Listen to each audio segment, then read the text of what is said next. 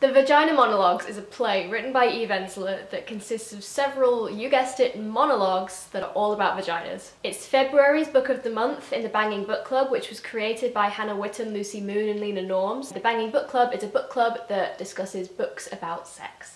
If you don't count A Midsummer Night's Dream in high school, then I don't think I've ever actually read a play before, especially not in, book form.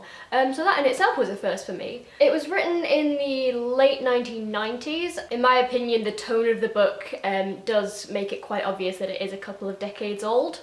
Although, as I think it was Lena that said in the book club review video, I think what your opinions are, what your own opinions are, will definitely affect kind of how you perceive this book and what you take away from it. I consider myself very progressive, and so a lot of this does seem a little bit outdated. It does a lot of sort of heavily equating having a vagina to being a woman, which I kind of fundamentally disagree with. And there's a lot of like women I guess coming to terms with having a vagina. No, reconnecting with, this is a weird sentence. Being comfortable with their vaginas, I guess. And they do that a lot by personifying it. There's a lot of this, my vagina would say this, or it would wear this, or it's like a flower. I don't know about everyone else, but me especially, the way I was raised, like, I definitely don't need to do that. Like, to me, it's just kind of a body part. It is quite sad in places, like there's one about a woman in her 70s who never knew where a clitoris was. It was like, it sounds weird, but it shouldn't.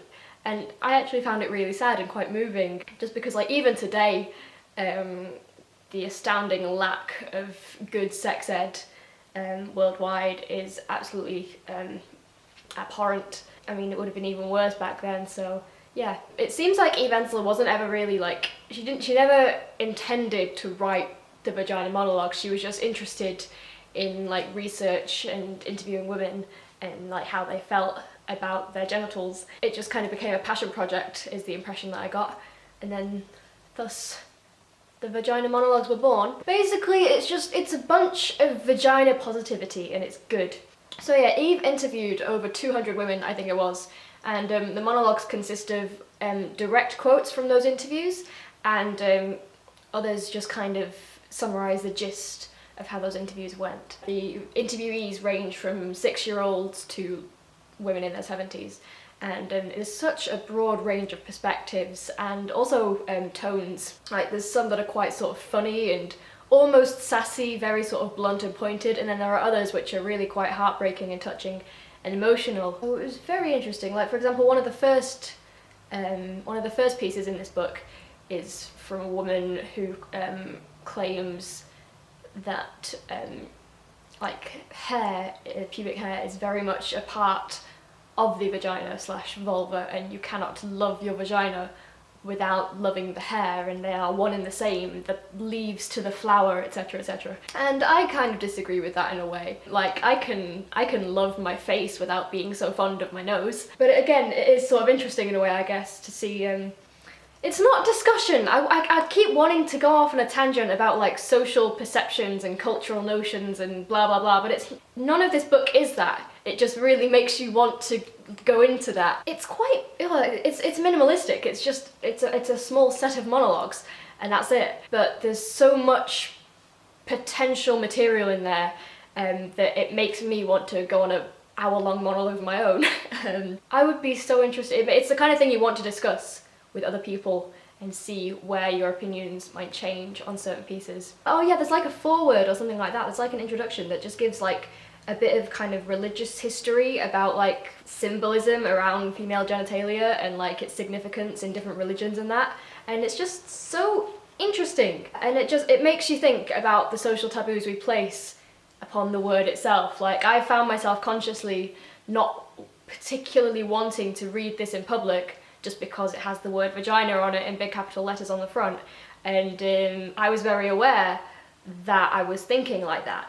And it makes you challenge yourself. It makes you go, why am I ashamed? Like, would I feel that way if it was like the leg monologues? But then again, it's different, isn't it? Because it's not just your standard body parts, it's genitalia. But I think there is an undeniable difference in our society between the way we perceive the word vagina and the way we perceive the word penis. You know, how many graffiti cocks have you seen in school and just public places? Probably too many to count, but no one ever draws vaginas anywhere, because that would be gross, apparently. Anyway, I'm getting off topic and on topic at the same time, because that's what this book does, this play.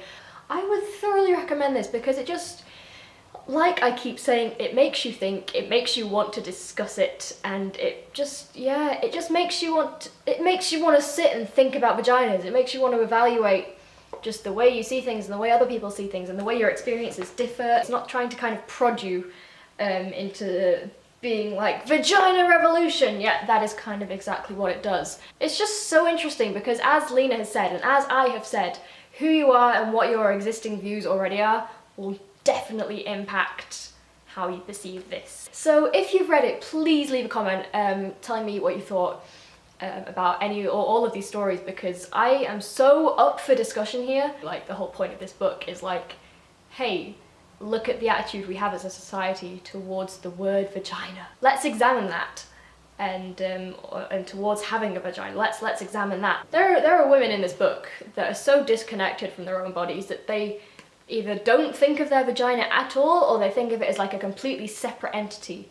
And there are others that are like passionate about their vaginas, and it's just, I'm not conflicted about it. I'm just trying to assemble my thoughts. Oh, there's a bit at the beginning as well that's really good. There's another woman that just talks about like how she feels society kind of wants to kind of take away from what the vagina actually is, and she talks about how like she feels like there's all these like products, you know, and people talk about like how they're supposed to smell, and she's like, it doesn't smell like roses or lavender, like it's not supposed to smell like that, it's supposed to smell like pussy. And I thought that was really good. I completely agree with that. Thank you, Hannah, Luna and Lucy, for picking this to be on the list, because it's definitely been an experience. Makes you want to talk about vaginas all day long. So yeah, thank you very much for watching this video and staying with me throughout this extremely unstructured review. This book just gave me so many thoughts and I had no idea what to do with them. My name's Alex, and if you'd like to see some more of me in the future, then please do subscribe to my channel, because I talk about a whole bunch of crap, and I will be reviewing every single book that the Banging Book Club reads. Until next time, bye. You know that game that you play as kids when, like, it's like, oh, who can say the word penis loudly, so you've just got penis, penis, penis! Imagine if that was vagina. That's a fun thought.